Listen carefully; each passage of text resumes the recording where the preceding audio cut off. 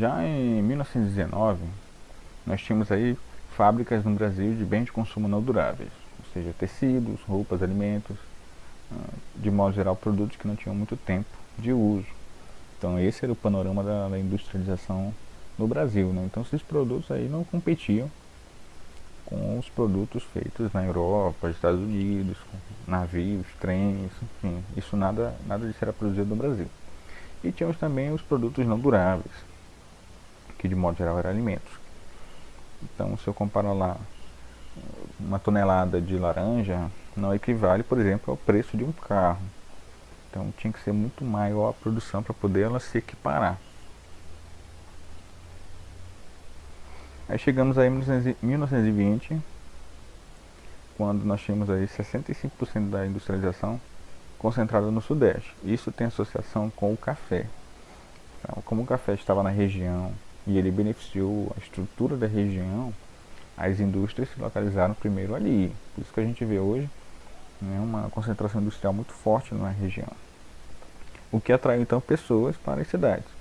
E aí São Paulo e Rio ganharam importância e começaram a crescer, né, em um ritmo aí bem acelerado, ocupando vastas áreas, e economicamente São Paulo virou a capital mais importante.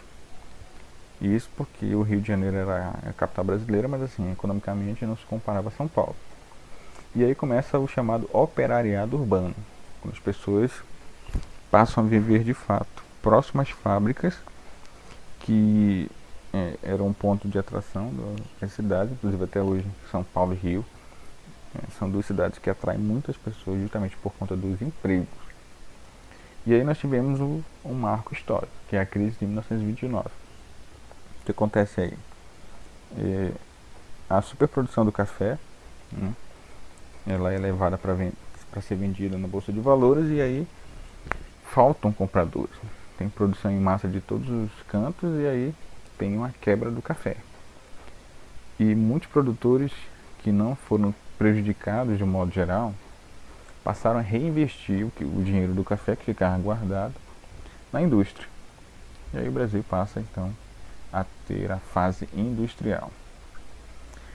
Chegamos então às Primeira e Segunda Guerra. O que acontece, né?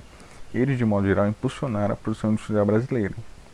Como o Brasil ele importava muita coisa de fora, somente maquinário e peças de modo geral, durante a Primeira Guerra os países que produziam eram os europeus. Então o Brasil ele foi forçado a produzir aquilo que ele consumia internamente durante o período da guerra. E aí desenvolveu a indústria de modo geral nesse período. E durante a Segunda Guerra a mesma coisa. Isso levou, por exemplo, ao Getúlio Vargas a rever a questão de importar produtos. Então o que ele fez?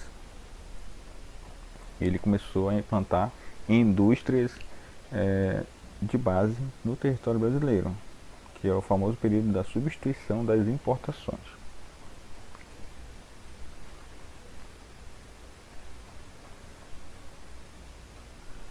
Deixa eu botar aqui. Bom, em 1919, as fábricas de tecidos de roupas ela representavam 70% da produção industrial brasileira. Ou seja, 30% eram de outras atividades, geralmente rurais. E aí no ano de 1939 ela caiu para 58%. E aí nós tivemos a implantação de outras indústrias, como a do aço, que foi a criação da Siderúrgica Nacional, máquinas e material elétrico.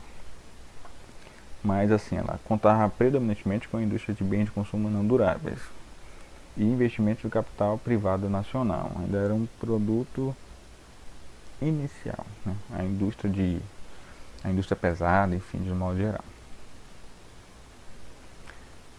Bom, o desenvolvimento da infraestrutura esteve associado somente aos meios de transporte e aos serviços nas regiões, o que permitiu então a instalação das primeiras fábricas no Brasil. Se não fosse a infraestrutura do café e o capital que foi guardado, né, talvez a indústria demorasse um pouquinho mais a se instalar no Brasil. E aqui a gente consegue ver a rede ferroviária e de transporte terrestre de modo geral, como as estradas, né? A maior parte dessas linhas aqui na região sudeste são da época do ouro e do café. Pode ver que todas elas se interligam aqui, ó, justamente para quê? O escoamento da cana e tal, a do ouro e a do café aqui, chegasse facilmente aos portos. E aqui em Manaus a gente tem, por exemplo, a ligação com Boa Vista, com Rondônia e nas margens do Rio Amazonas para escoar a produção na época da borracha e depois com as outras indústrias. Bom, outra condição favorável foi a formação de mercado consumidor, que eu já havia falado para vocês. As pessoas, de modo geral, os imigrantes, ex-escravos e pessoas de outras regiões formaram então o nosso mercado consumidor, que passou então a consumir o que a indústria gerava, gerando o lucro que elas precisavam. Então eles vieram reinvestidos em desenvolvimento de novas fábricas, aumento de produção, e aí é assim que ele funciona. A produção, de modo geral, ela tem que crescer, ela não pode diminuir. Podem ver aqui que a taxa de importação ela foi diminuindo, em contrapartida a de exportação aumentou. Isso quer dizer o quê? Que o Brasil passou a produzir mais do que ele necessitava e o excedente ele passou a vender, comercializar. E aí a gente tem o início da nova modalidade que foi implantada no Brasil, que é a exportação de commodities, né? Produção em massa de um determinado produto para a venda exterior. E o excedente é comercializado internamente, é o inverso. E é essa que a gente verifica até hoje, que o Brasil é um agroexportador também de tecnologia e de produtos de modo geral. Aí nós tivemos a exportação de bens de capital, equipamentos, máquinas, produtos duráveis e não duráveis. A gente é líder, por exemplo, na parte agrícola, na produção de carne, leite, frutas, como a laranja, algodão, cacau, enfim. A gente tem uma série de produtos que somos líderes. Isso aí só chegou até hoje por conta desse modelo, né? Que é o de exportação. Os governantes antigos viram que a produção em massa ela foi revestida em venda por encomenda e comercialização do excedente internamente. Aí a gente tem os bens de consumo duráveis, que eu já falei, eletrodomésticos. Os não duráveis são alimentos, roupas, de modo geral. Aqui exemplo de um grão, se não me engano aqui é soja.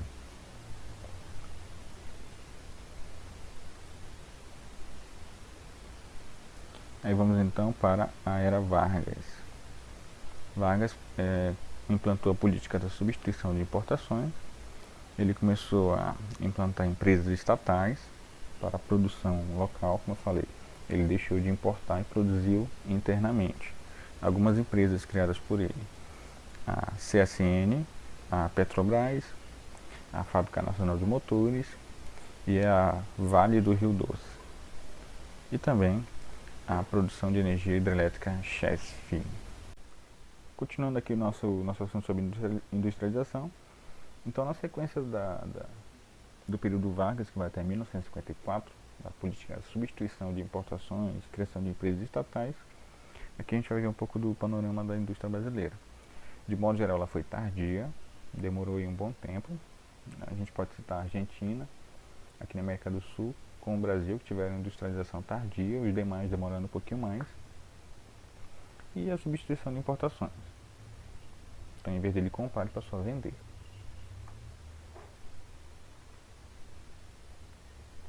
Vamos lá para a terceira fase, que é quando começa o período Juscelino Kubitschek, que vai até 1990, que foi o programa de altos investimentos em vários setores: agricultura, saúde, educação, energia, transporte, mineração e construção civil.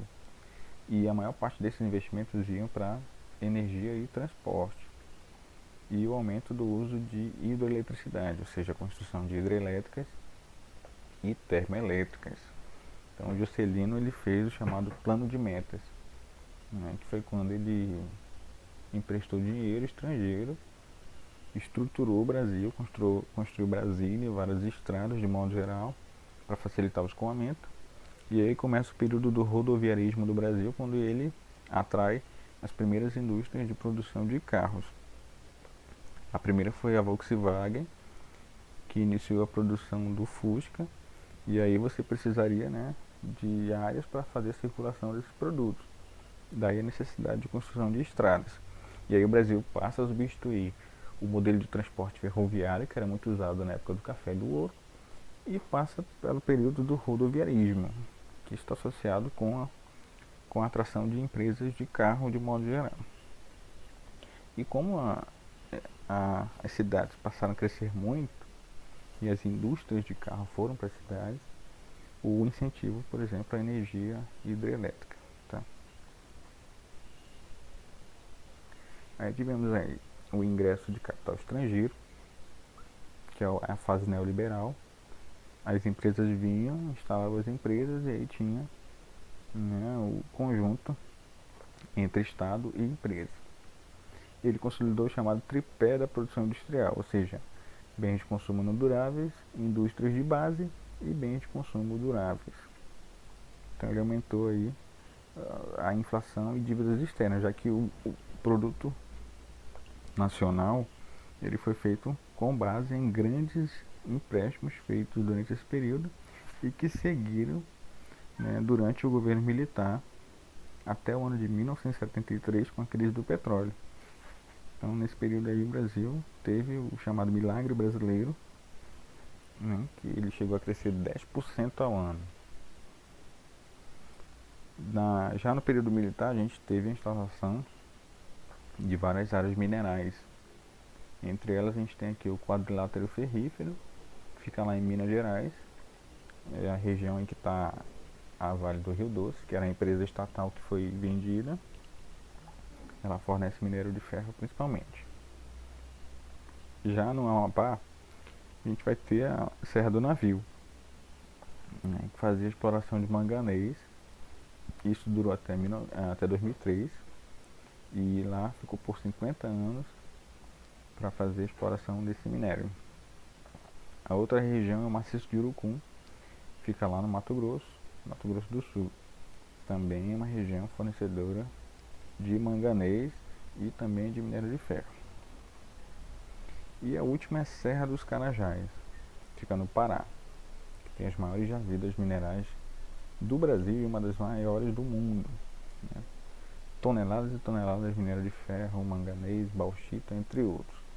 Então esses projetos foram criados na época do governo militar justamente para fazer fornecimento de matéria-prima para as indústrias de base que iriam passar a fornecer peças e equipamentos para outras indústrias que eram de equipamentos, como a de carros, que compra matéria-prima de uma outra indústria, produz o aço e o ferro, e aí produz o carro, e assim a gente tem a sequência dos setores econômicos. Tá bom? Então aqui a gente vai finalizar essa parte da industrialização brasileira. Eu espero que tenha ficado claro para vocês a nossa aula a respeito desse período, tá bom? Então qualquer dúvida, mande lá na nossa sala. Espero que tenha ficado claro o nosso conteúdo. Tchau, até a próxima.